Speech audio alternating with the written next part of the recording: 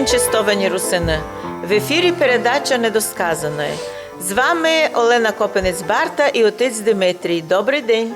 Добрий день, дай Боже, всім нашим братям і сестрам, русинам і русинкам і людям доброї волі.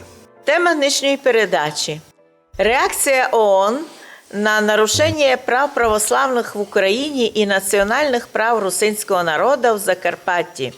Відомо, що у часи першого президента Порошенка високопосадовці України упросили у патріарха Варфоломея в Стамбулі, в Туреччині, томос на создання ще одної, уже п'ятої православної української націоналістичної конфесії. Як зреагував міжнародний світ і ООН на такі дії українського антицерковного чиновничества? ООН зреагував критично.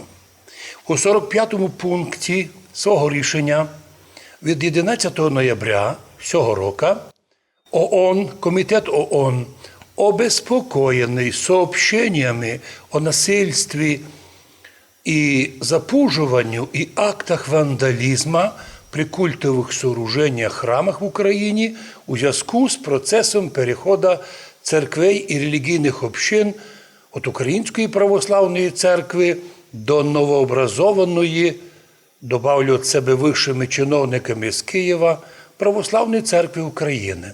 Це текст.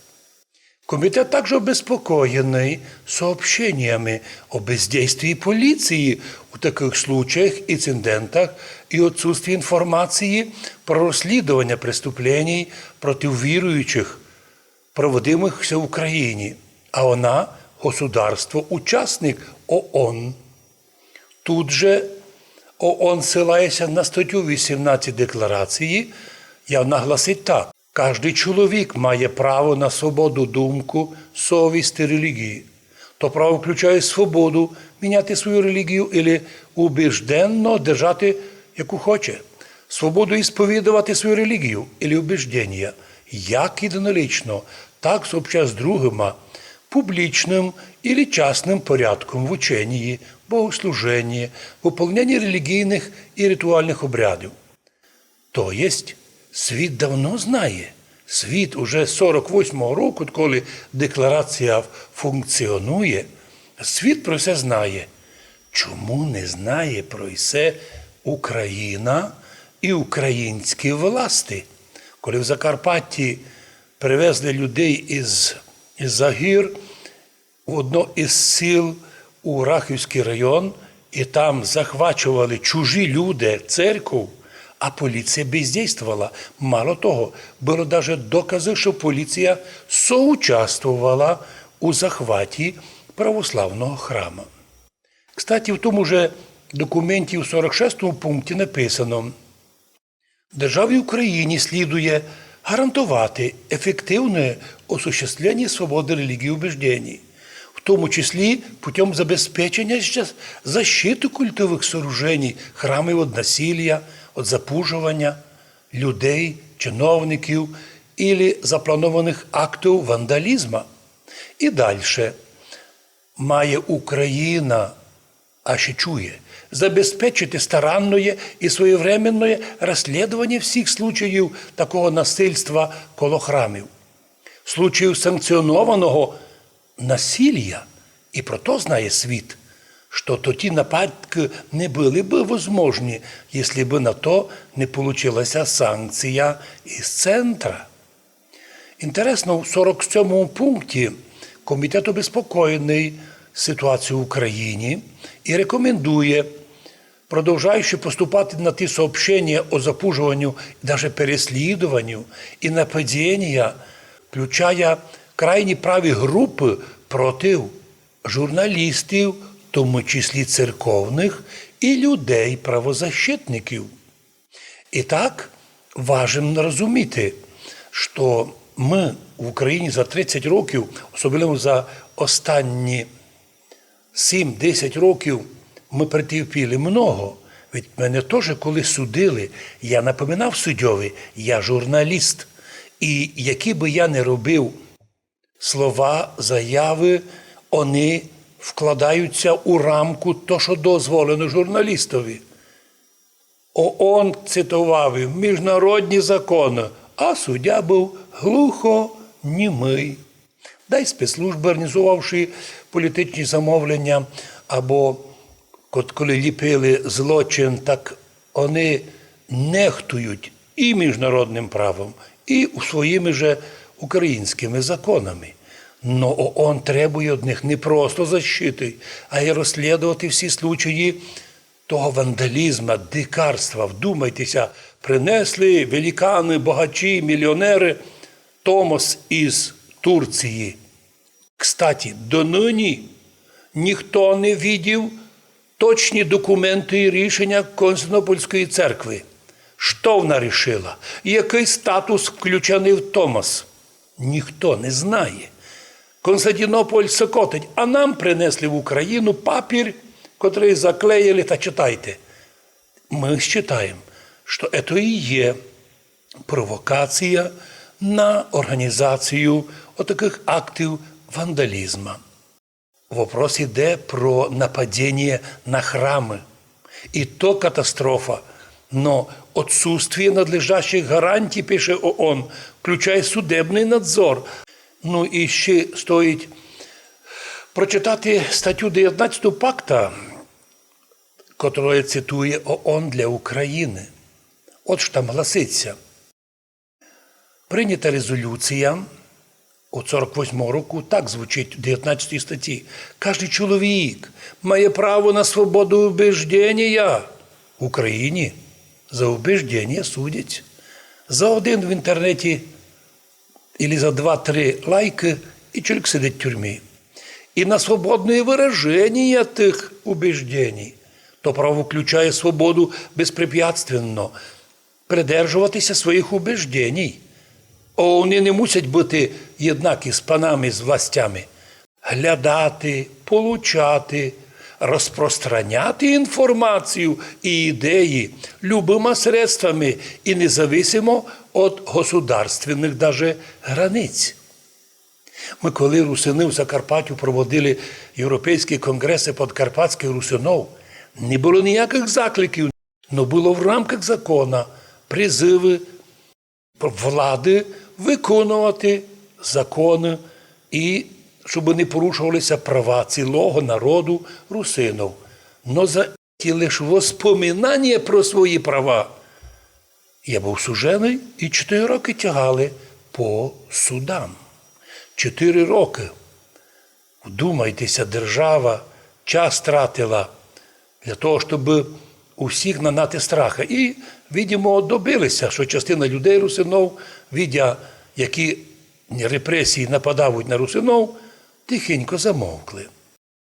ООН рекомендує Україні забезпечити ободовжності лиця, воздержувалися від любого вмішательства у законне осуществлення прав на свободу вираження мнення, на діяння правозащитників і журналістів, на їх ефективну їх защиту від любих угроз і давлений, запужування або нападіння, щоб були гарантовані, люди не боялися що-небудь нападати уличні кшовмаски. І другі незаконні діяння маються строго розслідувати должним образом, а винуваті мають привлечися до відповідальності. Так сообщила ООН у 2021 році, буквально недавно. Ми споминаємо рішення ООН від 2007 року, коли ООН рекомендувало Україні признати русинську національність як окремо від української, однак уже пройшло 14 років, українська влада так на це і не пішла. Уявляється, як тоді, так і нині держава Україна не реагує на рекомендації ООН, а хто їм про це нагадує, вписує ворогів і на сайт «Миротворець». Є над чим подумати, є над чим увидіти, що неможливо просто так сокрити злочини чиновників, рано чи пізно вони будуть обнародовані і їм буде дана юридично права оцінка. Наша задача – лише фіксувати всі ті діяння по можливості документувати, щоб в нужний час потім представити оті дані як злочини, які не мають часу, після котрих вони не діють. Отже, ООН рекомендує. Ми теж, громадяни України, стараємося виконувати українські закони, думати про єдинство держави, думати про інтереси держави. Держава, в першу чергу, інтереси громадян. Номер один. Так фіксується у всіх документах. На жаль, набрали нині чиновників із вулиці, якісь, можливо, освіту мають. Но то, що вони повністю публічно ігнорують і українське законодавство, і світове, уже свідчить про те, що скільки православних храмів в Україні, особливо на Волині, на Буковині, захватили злочинці в масках при попустительстві поліції і місцевої влади. Не обласної ради, а адміністрації. Тобто по лінії центральної власті йдуть команди помочі захвачувати храми. Рекомендували б ми образумитися і не творити такі діла. Сьогодні прості громадяни майнадійні для держави. А от чиновничество – одно з самих загрозливих для нашої держави. Про це треба ніколи не забувати. Но ми в будь-якому випадку не хочемо просто так, щоб когось судити. Ми призиваємо до розуму. Ми одна сім'я, одна держава, і в ній ми маємо все зробити, щоб в тяжкі часи, особливо тепер, в критичних ситуаціях, не судити людей, громадян, хоч за які думки, а держатися і розуміти болі народу. Українські комуністи, прийдя в Русинський край, закривали православні монастирі Свято-Николаївський у Карпутлаш і відкрили, наприклад, там тубдиспансер, туберкульозну больницю, котру й донині ще не виселили за 30 років України.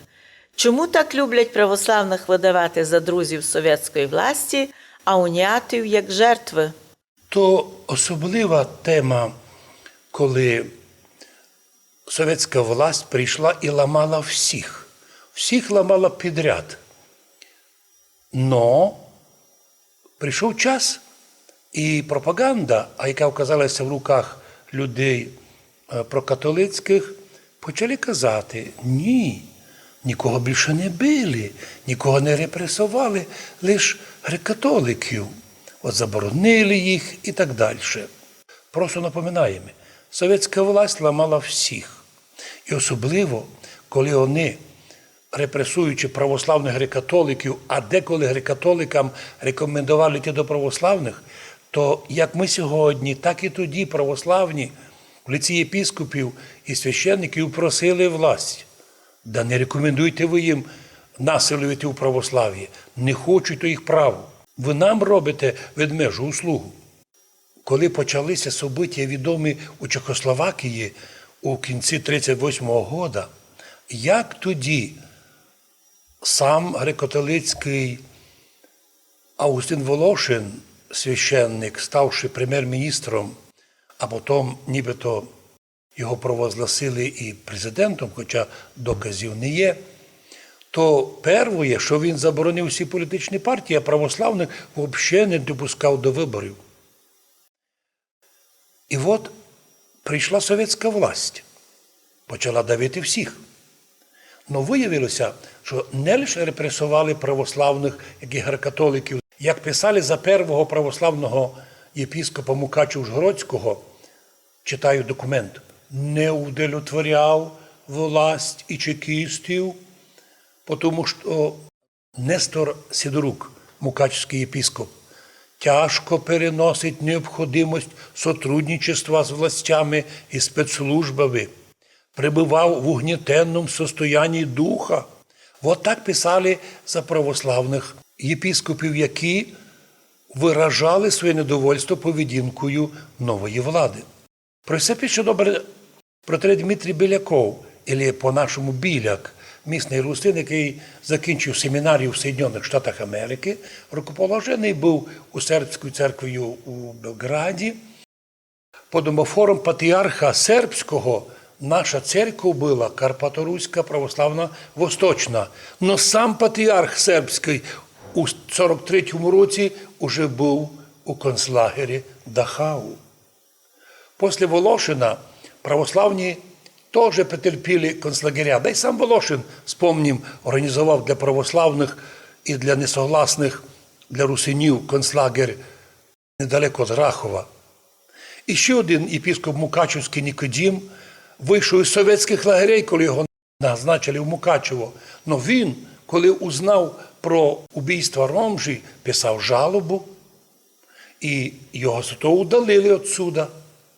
У 42-му році німецькі каральні органи провели масові арешти серед духовенства Сербської православної церкви, і от там було заарештовано і нашого Юстін Сідак, і от німці відправили його у Бреслав.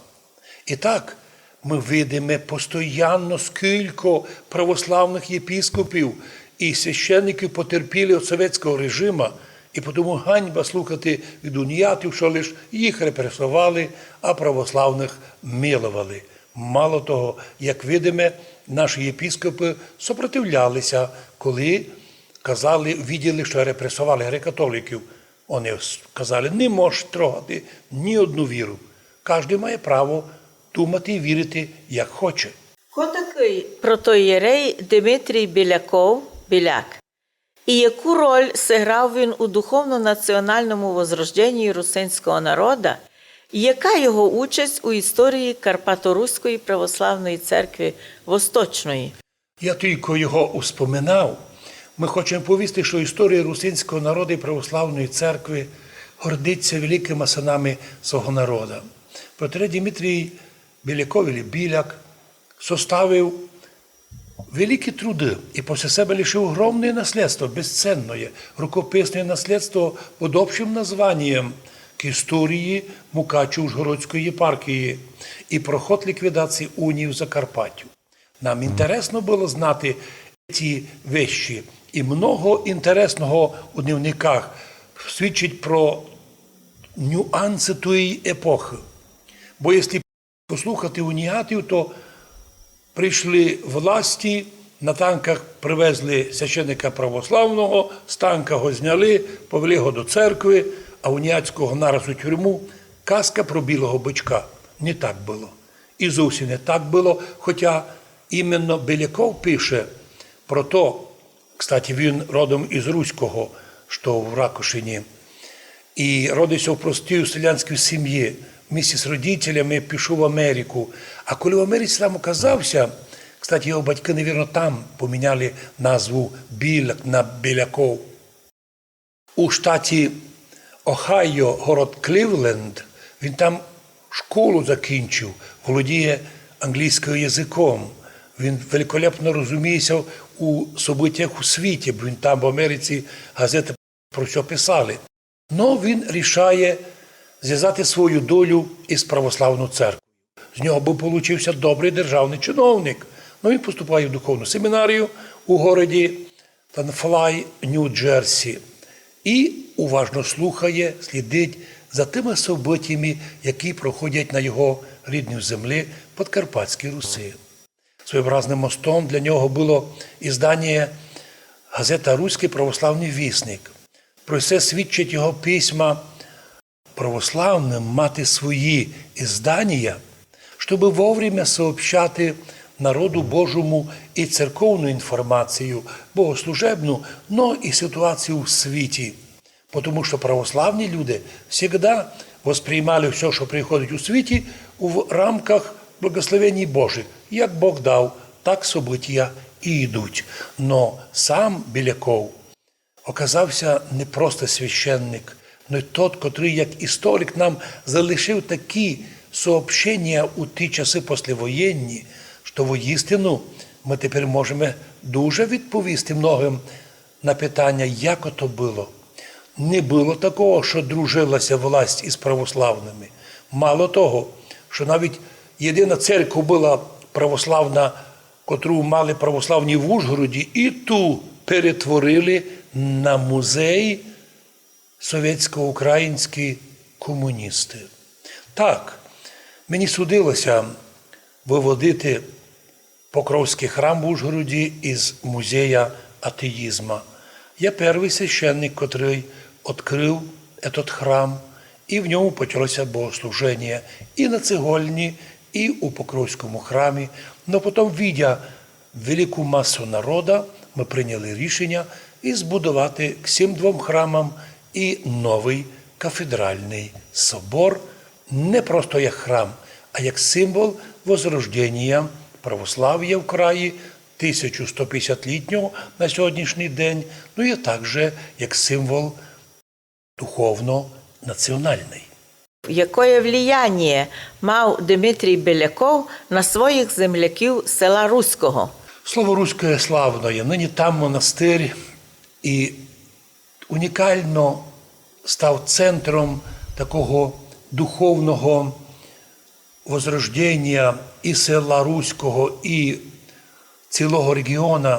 Там тисячі людей приходять, щоб побути на службі, посповідатися, щоб побути під омофором молитв монашеських. Там много. Сохранилося і од нього письмо своїм землякам. Удивительно, він в Америці, та як і нині маса русинов в Америці почали дуже уважно слідкувати, що відбувається у нас в Україні із русинами. Чому це у світі всяде русини можуть бути, а в Україні, яка прославилася великою демократією, заборонено. А хочеш бути активним русином, завтра ти будеш вже сепаратистом і в тюрмі.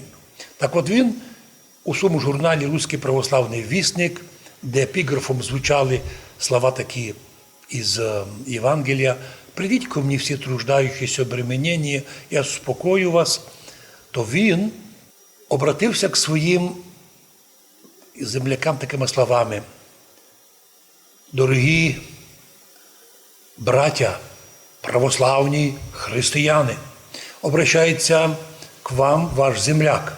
Душа моя радується, коли читаю на сторінках Руського православного вісника, що й наше село Руське стало на дорогу отців наших, дорогу православною, котрою йшли діди і прадіди 1000 років. Но за це усі ми повинні бути благодарні отцам і предкам нашим, і воздати їм благодарність молитвою православною про упокоєння їх душ у Царстві Божє, за те, що вони колись у древності так мудро поступили, прийняли християнство у формі восточного православ'я від святих Кирила і Мефодія, і донині його присокотили, невзирає на гоніння уніятів Австро-Мадярської імперії, народ русинов зостався вірним древньому духу, православ'ю канонічному, а значить і, согласно настроєння письма Дмитрія Белякова, що і вірить він, що і наш народ буде тут на землі як богоізбраний, а в вічності буде мати нагороду у Царство Божєм, як і ті отці наші, котрі то все нам присокотили. Кажуть, ось є письмо від православних єпископів у защиту Ромжі. Мы такое письмо находим у различных журналах, конечно, у архиве, но вот я попав на журнал молдавський.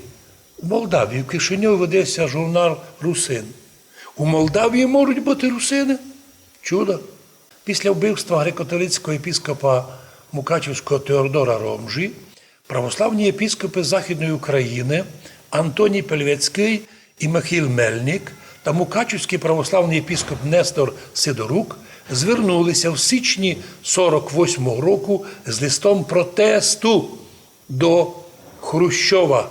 Дорогий і любий шановний товариш секретар ЦК КПБУ Микита Сергійовичу, ми православні єпископи з Західної України і Закарпатської області. Ці єпископи вирішили звернутися до вас слідуючим листом.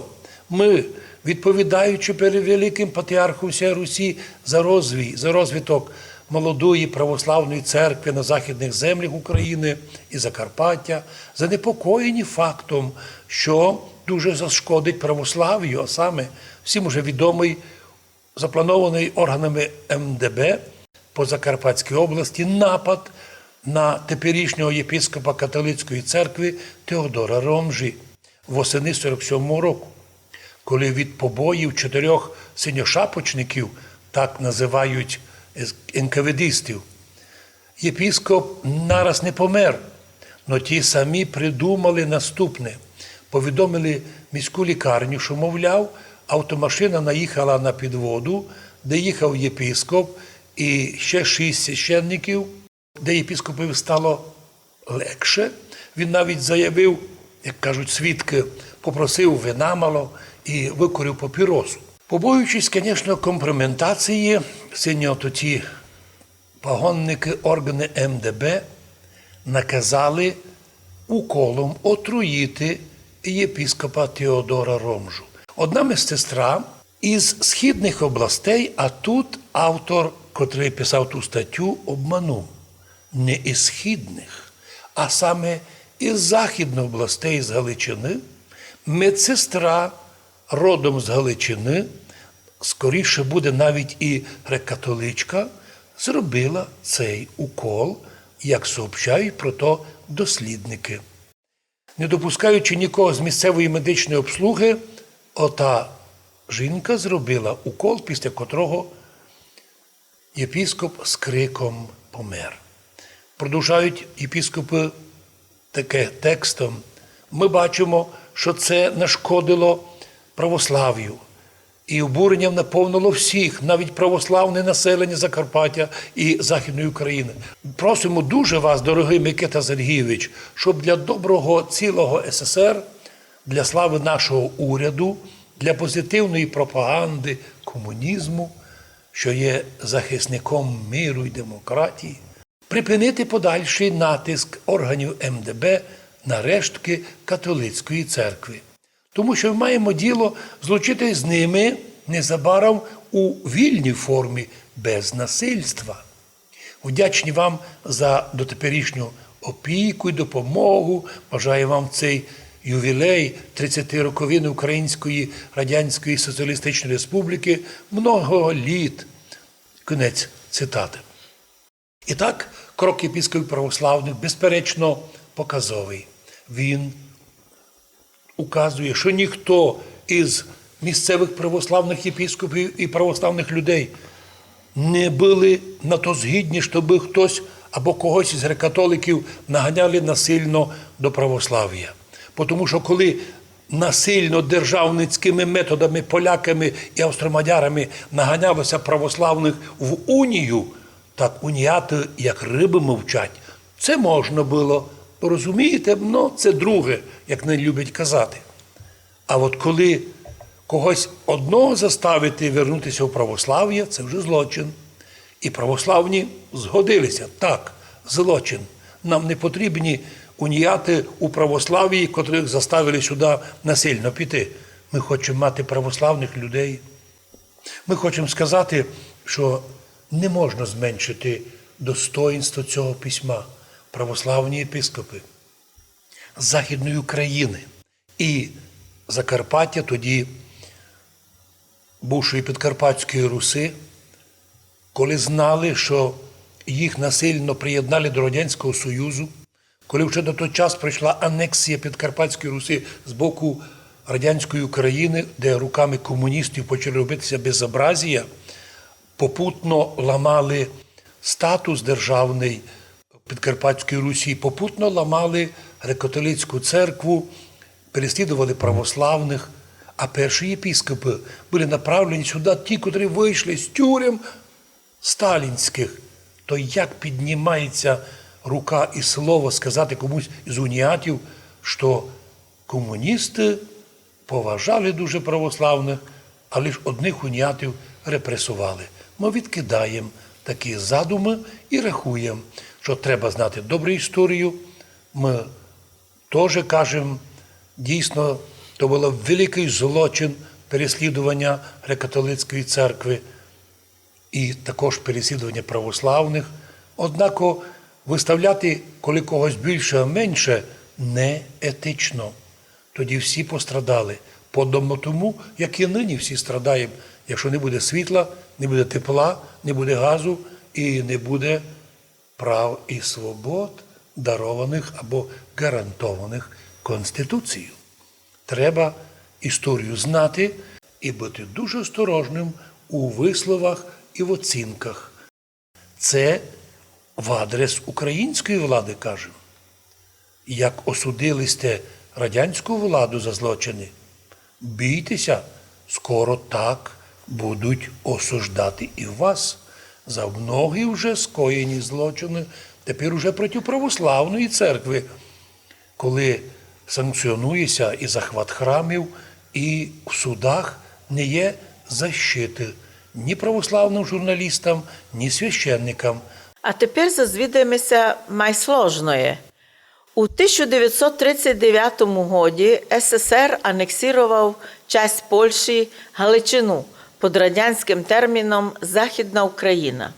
У 1946 році, як ви мали вже про то передачу, радянська Україна анексувала часть суверенної Чехословакії, Подкарпатську Русь. У 2014 році, по заявлению властей України, Росія анексувала від України Крим. Що це за парад анексій? І як дати їм правову оцінку? І чому таку оцінку часто дають несправедливо і кожна сторона по-своєму? Давайте згадаємо. Польща і СССР.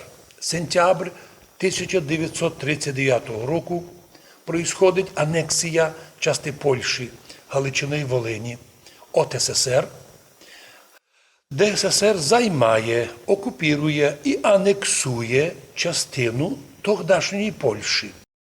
Не будемо виясняти, які то були землі. Колись у древності то були ляшські землі, потім князь Володимир відвоював їх, потім поляки відвоювали, потім забрав Союз ці землі. Тепер ці землі в складі України. Но от що важливо, Германія анексувала остальну частину Польщі. Польща, як держава, перестала існувати. Це була катастрофа. І так, при підписанні договору про границь 16 августа 1945 року Польща перед лицем тоді СССР, і ще незалежної України не є, согласилася добровольно-примусово о признанні анексії, як, цитую тих документів, щасливого воз'єднання галичан своїми споконвічними совєтськими українцями. О, яку радость мали галичани. До речі, нині офіціальна позиція всієї Галичини. Воз'єднання – це була історична передумова. Це було добро, хоча окремі юристи кажуть, якое добро, то ж було насилля. До речі, ратифікація в Польщі сталася уже 31 декабря 1945 року. Тобто, Польща згодилася. Добавлю, що Польща потім ще через 7 років, у 1952 році, согласилася ще відпустити один кусочок своєї території для УССР розміром 480 квадратних кілометрів, тобто велика частина. Це частина Люблінської області. А взамін Польщі СССР вернули кусок у Карпатах, часть Бескидів, знаменитих Бескидів нашого Олександра Духновича. Помните його вираження? Я родився під Бескидом, перший воздух руський сав. Я кормився руським хлібом, русин мене колисав. В ті Бескиди Совєтський Союз нібито відпустив Польщі. І туди люблінських людей переселили, а вже к тому часові польські комуністи демонстративно депортували десь коло 100 тисяч русинов-лемков із рідних земель з Лемковини, одних на запад, одних на Волинь, одних десь там на сівер. Ну, по крайній мірі, люблінські вже входили у дома людей лемков-русинов, куди дома залишилися відкриті.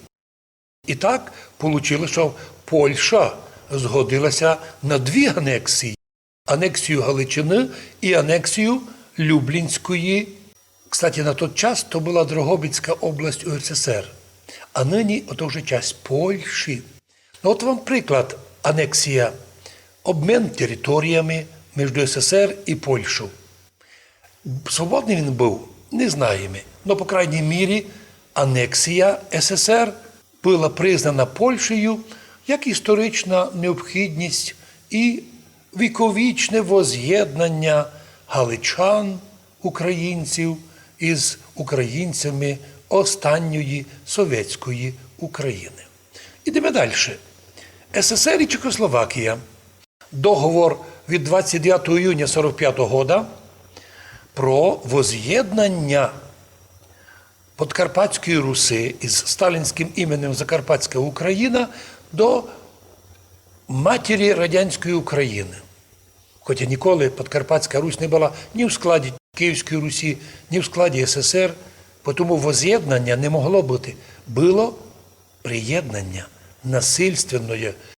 І так, договор міжнародний, по котрому Республіка Подкарпатська Русь приєднується до Радянського Союзу. Но, коли мав вступити договор у силу при обміні ратифікаційних грамот 31 января 1946 року, за тиждень до нього Президіум Верховної Ради УССР, тобто українські комуністи, неожиданно ввели на чужі для них території Подкарпатської Руси законодавство України, радянської України, і об'явили, що це споконвічна територія України з іменем Закарпатська область. Произойшла чудовищна анексія. Міжнародний договір повис у повітрі. Донині цей договір 29 червня 1945 року не признаний в Україні, бо на його обов'язкове виконання не дано Верховною Радою. Так записано у 7-му параграфі. Но іменно то, що Україна до сих пір не визнала договір про приєднання Подкарпатської Руси, Закарпатської України до СССР і до УССР, лише допоміжно підтвердив, що був факт анексії. І так, анексія случилася. А що далі? Анексію совершив Совєтський Союз від Чехословакії.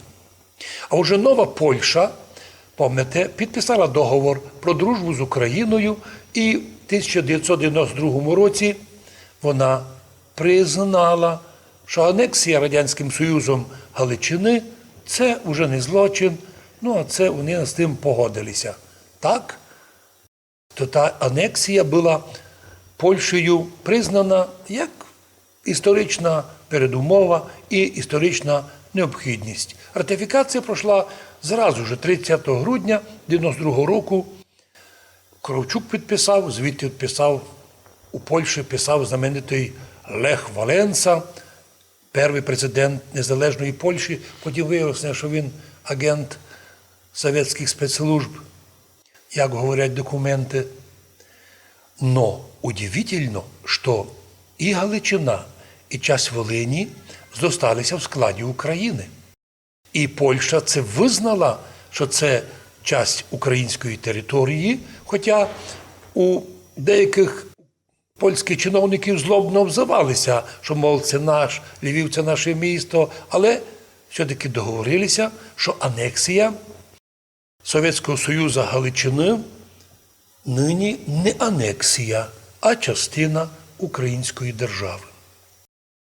Так що анексія як захват чужої території Сталіном одні об'ясняють у Польщі як злочин, хоча, притиснувши зуби, мовчать і підписують, і відмовляються. Другі твердять, нині люди, жителі Галичини, політичні люди, що це воля галицького народу на воз'єднання тоді з матір'ю сталінською радянською Україною. Ну, від та сама картина в Закарпаттю. Чехи, словаки, русини подкарпатські іменують діяння Сталіна як анексія частини суверенної Чехословакії від радянської України. Тобто радянська Україна, українські комуністи зробили факт анексії. Но тепер уже коли вже приєднали, комуністи українські сюди прийшли, привели сюди вчителів, журналістів, відкрили свої українські газети і приклеїли жителям Закарпаття такі слова. Тепер уже це була не анексія, воля всього закарпатського народу на воз'єднання сталінською матір'ю радянською Україною. Правда, смішно, але це факт. Це і є, що називають єдні в Європі двойними стандартами. Но ці стандарти домовлені. Тобто і нині ми споминаємо анексію, но в 91-му році, 1 грудня, жителі Закарпаття, русини, числом 78%, а загалом 92%, проголосували, проявили свою волю за создання нової держави Незалежна Україна і входимо в неї, коло цієї країни, першим пунктом, а другим піднімаємо свій статус широкої автономії або спеціальної самоврядної території як суб'єкта в складі Незалежної України, який не сміє входити ні в які другі адміністративно-територіальні утворення, особливо Галицькі, Івано-Франківські і в якісь другі. Отже, сьогодні така ситуація. Як роблять росіяни, називають приєднання Крима волею кримлян. Україна називає це анексією. Но найбільше боль анексії, навіть і сьогодні українці не можуть відчути, як ми, русини, відчули боль, що таке анексія. Тоді, в 46-му році, коли за одну ніч мінялися закони, мінялися назви, а всіх русинов переписали в українців. Несогласних, а несогласних було коло 80 тисяч, направили на перевиховання у совєтські концлагеря. От так можна говорити двойні стандарти, що може бути анексія Галичини, а потім поляки з тим згодилися, як і анексія Закарпаття, Подкарпатської Русі з боку радянської України. Нині часть русинів критикує, більша часть русинів вирішила войти в склад цієї держави, надіється на її благорозуміє, хоча, уви, за 30 років Україна не визнає право народу на свою землі називатися тою назвою, а всіх, хто про то згадує, обзиває, як не хоче, шпіонами усіх розвідок світа, но лиш не правозащитниками. Ми, жителі Закарпаття, котрі згадують про свої права, являються офіційними, неофіційними, декларованими чи просто відкритими правозащитниками своїх прав і свобод. Такими нас рахуйте, но ми молимося за свою державу, за єдинство держави, за єдинство церкви і за те, щоб влада не вмішувалася в релігію, як то робила совєтська власть. Вмішалася в репресіях проти православних і проти греко-католиків. Так нині теж ці репресії потерпіли ми всі, православні, в першу чергу, канонічної церкви, а значить, щось не дуже власть навчила історія. Но в будь-якому випадку колись історія покаже і поставить свою строгу оцінку діянням, часто злочинним діянням влади. На сайті Радіо Свобода читаємо: уряд Чехословаччини у вигнанні протягом війни сподівався, що йому вдасться сохранити територіальну цілісність держави. І ця надія спиралася на дві угоди, які були підписані з СРСР.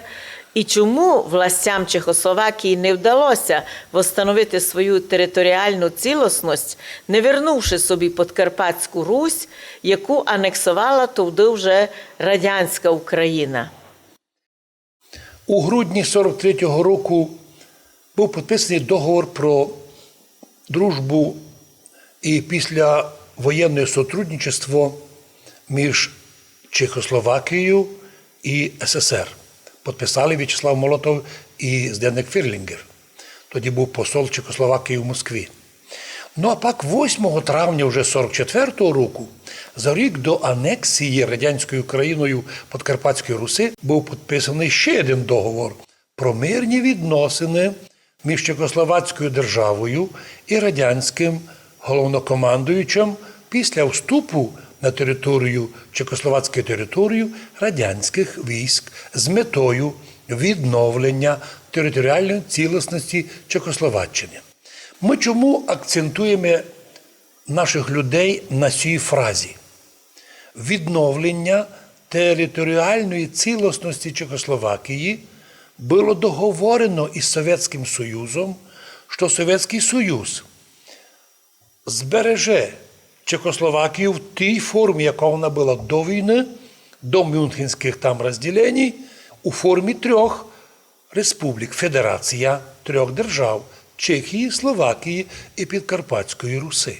Запустився 4-й Український фронт на територію Підкарпатської Руси, і вже 25 октября мадяри отсюда одійшли, тобто фактично дозволяли почти без боя, було об'явлено, що освобождений город, Чехословацький град Ужгород. І то об'являли радянсько-українські комуністи. Ну от, іменно тоді комуністи в лиці Хрущова, Брежнєва рішилися вже тоді на окупацію і на анексію частини території суверенної Чехословакії. Вони поняли і, навірно, доказували Сталінові, за чим брати Карпати ще раз. Ми вже за Карпатами, давайте тут зробимо анклав такий. І на вопрос, як забрати Подкарпатську Русь, часть Чехословакії, повіли, ми щось придумаємо. Як і пізніше Сталін, коли визвав на договору Москву Фірлінгера на переговори з Молотовим, на заключення договору, тоді там чітко повів, ми забираємо Подкарпатську Русь, а вам лишаємо Судети. Якщо ви не согласні, Судети віддамо німцям. Так що чехи легше віддали Подкарпатську Русь, чим високотехнологічні тоді Судетську область. І так армія зайшла і вже відси не вийшла. Із Русинського краю українська армія вже не вернулася, а осталася, як уже пишуть історики, як окупаційна, котра незаконно, навіть насильственно почала набирати русинів місних, як громадян Подкарпатської Руси, Чехословакії, вже їм чужу совєтську армію. От чому ми говоримо, що як важливо знати цей момент, знати, що 25 жовтня, октября був Ужгород і Закарпаття, був освобождений не як часть України совєтської, а як часть Чехословакії. Кіть 25 октября 1944 года радянська армія освободила часть Чехословакії і місто Ужгород, то як нині Україна празднує освобождення України 25 октября, коли в цей час Ужгород ніякого отношення не мав до радянської України? Цю дату не празднували в Україні спочатку після війни. Бо всім ясно було, і було на обласній раді, на Білому домі була велика плита, де було вказано, хто і як і коли освобождав Закарпаття, часть території Чехословакії. Але недавно, коли місні партизани із Закарпатської обласної адміністрації в Закарпатті рішили Августина Волошина, ярого противника приєднання Подкарпатської Руси до Совєтської України, надумали видати за Героя України. В Києві цього не розуміють, історії не знають, і в адміністрації президента, не пам'ятаю, кажеться, у Ющенка, рішили і дату визволення перекласти на 25 жовтня, що, як видимо, не відповідає дійсності. Тобто фейк за фейком в українській історії. Напоминаємо, дійсно, 25 октября, жовтня Совєтська армія освободила Подкарпатську Русь як автономну часть Федеративної Чехословакії. А потому 25 жовтня аж ніяк не може бути всеукраїнським державним праздником. Хоча ми, жителі Закарпаття, не робимо з того проблему. Ну, хотять, пожалуйста, но правда потребує уточнення. Вот почему ми хочемо завжди казати, ми, жителі Закарпаття, русини, більшість із нас православних, ми так хочемо зробити все ради мира, ради согласия. А з Києва, котрий історії не знає ні України, ні тим більше Закарпаття, особливо державні чиновники, от купуються на такі фейки на 25 жовтня і на 2. Воно б не було для нас показовим, якщо б ота же влада у грубій формі так не відносилася до історичних подій Закарпаття і так би не брали їх до уваги, а тим більше 30 років ламати, кришити, переслідувати у судовому порядку русинів за їх бажання просто називатися такими, яких мама родила. Тому що, повторюємося для всіх спеціалістів і не спеціалістів, питання національності рішає не Мін'юст, не відділ національності є такий, там десь у Києві, а мама. Мама рішає, мама називає твою національність. І ми, русини, народжені русинськими мамами. Слава русинським мамам і донині. І позор великий тим, котрі, уви, не знають поважати право мами. Право мами назвати дитину по національності, яка дійсно являється для неї в той момент. Якщо хтось із нинішніх русинов уже накручений і хоче не бути русином, а ганьбиться, ну, пожалуйста. Ну, чому ти маєш додівати других? Дай казати, то є дно. Так нам казали і то ті люди, які йшли в секту, то є дно. Ні, і в релігії не одно, і в національності не одно. Кожний має своє. І так, Господи, благослови усіх тих, хто допомагав визволяти Подкарпатську Русь від німецьких захватчиків, точніше від тодішніх мадярських військ. І ми їм даємо честь, і я особисто кожен раз 9 мая йду на молебен, на заупокойну літію служити тим воїнам, котрі прийшли через наш край. Ми знаємо історію, і ми благодарні всім і визволителям, і всім тим, хто приніс нам добро в край. Жалко, що із добром прийшлося нам потерпіти много зла, в тому числі з утратою не лише статуса своєї попередньої республіки у складі Чехословакії, а ще й втратою права даже на свою мову, на культуру, на язик, на національність. У Хусті 18 новembra 1944 года Всекраєвое собрання православних обратилося до окупаційних властей СССР з письмом, у котрому свободно і чесно об'явили, що жителі Подкарпатської Руси, як Конституційної автономної республіки Чехословакії, предвидя приєднання, предложили свій варіант. Чому їх предложення не судилося збитися? В Хусті 18 ноября 1944 года Всекраєвое собрання православних обратилися до окупаційних властей СССР з письмом, в котрому свободно, чесно об'явили, що ми, жителі Подкарпатської Руси, як частини Федеративної Чехословакії, як Конституційної автономної республіки Чехословакії, люди і нація, котрі обладають правом на самоопределення в будь-який історичний момент. Підкреслюю, це важливо юристам знати, чого сьогодні не вивчають, що таке право народу на самоопределення, з тим навіть воюють. Русини мають право на самоопределення і можуть його проявляти в будь-який історичний момент, у будь-якій ситуації. В даному випадку було, коли предвидя анексію своєї Русинської республіки із сторони СССР, і УССР заявили: ми вам напоминаємо, ми не етнічні українці, а русини. І аж приєднаєте нас до СССР, то лем у формі віддільної від України Національної Карпаторуської Республіки. Чітко, ясно і доходчиво. Но от НКВД получило команду, і, як пишуть письма, обезуміло від такого рішення і письма русинов. І не допустили, щоб вовремя то письмо попало у Москву. НКВД спішно создало вже через 3 дні при помощі дезертира із Чехословацької армії Івана Туриниці компартію так званої Закарпатської України.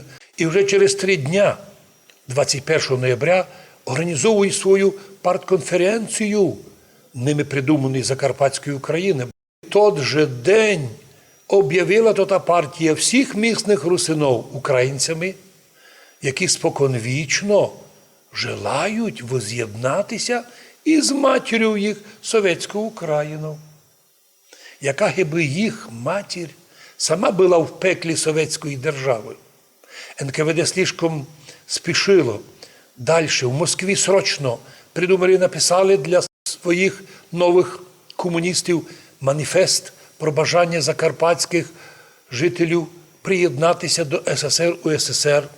І вже 26 ноября, тобто через тиждень, в Мукачеві звезли партизанів, общественників, а також учасників собрання общественного схуста, де і прийняли, ясно, під дулом московський, проукраїнський, кстати, маніфест. Забувають про то. Московський, проукраїнський маніфест, який мали підписати всі русини і другі жителі краю. Однак ні підкуп, ні обіцяння не привели к всеобщему согласию русинов до насильственного приєднання Подкарпатської Руси до СССР, УССР. Люди много сміялися, що маніфест – це хто підпише та будуть давати муку. Дійсно, тут осталися вагони з мукою від мадярів, так оту муку роздавали людям, і ті підписувалися нібито за муку, а то було за маніфест. А потім сміялися і фіглювали русини. Маніфест – то мані много фест, фест много грошей. Тобто, хто підписується за совєтський маніфест, тот дістане много грошей. А тому у течение пару тижнів під 80 тисяч русинов, активістів і противників міфічного воз'єднання до Совєтської України, оказалися в наспіх організованому концтаборі в Сваляві. А з нього і подальше у совєтські концлагеря для перевоспитання русинов на нову національність. В районі Волового, нині Міжгір'я, тільки 13 із 28 населених пунктів підписали маніфест за приєднання до СССР. А от студенти русини, ті взагалі подавали заяви на службу в Чехословацьку армію. Уже в червні 45-го питання належності Подкарпатської Руси розглядалося чехословацьким урядом. А в серпні 45-го року Бенеш підписав декрет про позбавлення жителів регіону чехословацького громадянства. Це був огромний злочин. Він не міг то сам підписати, то лише могли рішати або чеський парламент із згоди парламента Подкарпатської Руси. Починається українізація Закарпаття. Всі школи русинські переведені не на русський язик, а на українську мову. Всі предмети на українську мову. Так що сьогодні ж закони в Україні про те, що українську мову всяде у нас в Закарпатті так завжди було. В совєтське время всі предмети на українській мові. А русський язик був одним із язиків, які діти мали знати. Но не математику, не фізику ніхто не переводив на русський язик. Значить, происходила українізація Закарпаття, а з ним нещасна колективізація, боротьба із незгодними, репресії за національною ознакою і репресії проти священників, православних і уніатів. Донині точної цифри засуджених у Закарпатті русинов після втрати Чехословацькою контролю над цим регіоном до сих пор невідомо. Кілька людей нагнали в ті концлагеря. Оцифрували нині 1786 справ судових, позорних. Кожна друга позорна, як українські комуністи на чистій українській мові говорили із русинами і обзивали їх врагами Родини і кидали в тюрми. Но завершимо цей вопрос так. Нинішня Україна вже не цікавиться цим питанням про анексію Подкарпатської Руси їхніми попередніми українськими комуністами, аби не создавати прецедента повернення прав і свобод русинському народу, який став жертвою того ужасного злочина. А також, щоб не було ясно, що русинський народ тоді, як і нині, по всім правилам міжнародним, по закону про кордонне населення, являється власником своєї території, на котрому уже споконвічно живе. Отже, якщо б український закон про корінне населення включав би русинов, то закон був би, уви, благодатний і зробив би плюс державі. Оскільки там не включили ні русинів, ні мадярів у Закарпатті, котрі тут реально корінні, а останні лише приїжджі, то надсміялися над двома народами і другими. Але ми віримо, що і цей злочин законотворчий колись буде розоблачений і він буде змінений. Ми завжди віримо у ліпшоє. У вівторок, 23 новембра 2021 року, уповномочений влади Словацької Республіки Ласло Буковський організував робочу зустрічу з представителями русинської народної меншини.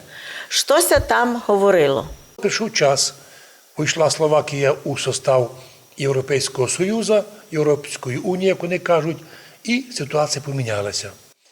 Русини признані, русинам дають можливість. Но то, що поламано було словакізацією, дуже тяжко відновити. І от приходиться тепер проводити деякі диспути або совіщання. Так, у вівторок, 23 ноября цього року, уповномочений влади Словацької Республіки Буковський організував таку робочу зустріч з представниками русинської народної меншини, національної меншини. Тему, котрою було народностний закон, закон о поставленню народностних меншин, котрого версія ся вже доставає в тих днях до фінальної подоби. Річ йде про те, що не лише русинов Словакія признає, але і другі етнічні групи, де усі мають право боротися за людські права. Тож Словакія нині демонструє уже європейський уровень не лише признання національності русинів у Словакії, а й співпраці з ними як повноправними гражданами європейської держави. Но їм дали питання. Русини-українці мати в той час, коли вони не представляють народу, такого не є. Там є русини і українці, словаки, мадяри і так далі. От і в нас пора би і в нашій державі забити за таку назву українці-русини, русини-українці. Ето вже має відпливти із чорними часами совєтськими. Ми віримо, що русини з уваженням відносяться до українців, з любов'ю. З любов'ю вивчають українську мову. Не вимагають від українців вивчати русинську мову, але вимагають, щоб українці і власть українська не мішала нам і говорити по-нашому, писати, мати школи, мати свій університет. І не об'являти етнічних корінних русинов шпіонами. Ну що за дика практика НКВД, котра ся втиснула у нинішні часи у нашій державі. Ми молимо Бога, кожен раз то споминаємо за єдинство нашої держави, за благополуччя в державі, за єдинство нашої канонічної православної церкви, за мир, котрий ми демонструємо в Закарпаттю. Такий мир, така віротерпимость і етнотерпимость, що многі регіони, як в Україні, так по цілій Європі, можуть позавідувати. Но ми не хвалимося і не рекламуємо. Ми знаємо, що ми так навчені від наших предків уважати усіх людей за їх погляди по релігії, по національності, по язику. Лиш маленькою додаємо, просимо всіх, чиї права ми уважаємо, щоб ми поважали і наші. Особливо, якщо наші права записані в українських законах, а суди, прокурори і спецслужби судять русинов за те, що ми хочемо бути русинами. Вспоминаю останню фразу суддю Івана Стана, коли мене судили. Уже зачитав приговор, такий, знаєте, на двойку написаний, де не було ні одного доказу моєї вини, ні одного, просто ні одного, нуль. І добавив, якщо будете ще просити бути русином, ми вас направимо у колонію на перевиховання. Точка. Суддя сісь не знав, де вчився, який документ має, але за таку фразу мав бути дискваліфікований. Взагалі за той процес. Ну, виявилося, такі вже судді бездарні в Києві. Мене судили 3 судді в Києві, котрі знали, що я не допущений до суда апеляційного. Не допустили. Єдним судом судили. Ні журналісти про то нині не хочуть говорити, ні юристи. І навіть бідна, так називаємо установа Європейський суд по правам чоловіка через 9 років на наше письмо тоді вовремя подано є, прийняли його, а вернули письмом через 9 років. Порушення не знайдені. Ну що ж, раз не знайдені, а судили мене навіть хуже, чим то судили в совєтське время, там теж була тройка прийшла, одним судовим зійшлися, посудили і чоловіка. Обично тюрма, розстріл, 20 років. Я думаю, що такі суди, якими судила Україна нас, а судив мене не Іван Стан, напоминаю, мене судила Україна в лиці Івана Стана. І коли я писав жалобу, я писав Сидор проти України. І донині Україна не просила пробачення за свої злочини, за свої незаконні суди, за ті штрафи, котрі я ще мав платити тим злочинним людям, ученим, котрі знайшли між текстами такі приховані заклики, дурницю. Ми розуміємо, ми потерпіли за те, щоб люди бачили, як в Україні судять за русинов, за русинство, за право бути русином. Нині і американські русини вже піднялися і заявили американським властям, що ви там тягаєтеся в Україні і там хвалите їх, а там народ 30 років русини не визнані. Що допомагаєте їм в другому, третьому? Но этот вопрос національний має бути рішений. Ми теж чекаємо на позицію американських властей, коли вони хоча б спомнять, що за 30 років вони ані разу не подержали русинов і нарушені їх права. В тому числі і знаменита Радіо Свобода перетворилася на антирусинську несвободу. Ні одної правильної статті не дали за нас, а тільки антирусинам дають статті там писати проти нас мирних і мудрих русинов. Ну, ми віруючі, ми не сердимо ні на правительство Америки, ні на слабенької Радіо Свобода. Читай їх статті, удивляєшся узості авторства і поглядів. Вмісті з тим ми їм прощаємо, бо ми християни. А християни туй мають пам'ятати слово Христа. Вам не тільки дано вірувати во Христа, но й страдати за Нього. Тому потерпимо раді того, щоб колись на суді Божому ми за свої терпіння, за мир, за те, що ми миротворці, змолилися у Бога знайти милость в історії признання, а у вічності нагороду Царство Божоє. На цьому нашу передачу завершено. Будьте здорові! Будьте здорові з Богом Святим, мира і благословення всій нашій державі, всім нашим братям українцям, особливо православним, а також всьому народу Божому, котрий нині Божий народ, перед лицем злого цього світа. Ну а у вічності тільки нам, добрим людям, Господь, хоч меншій часті, но обіцяє дати Царство Божие і з Богом Святим.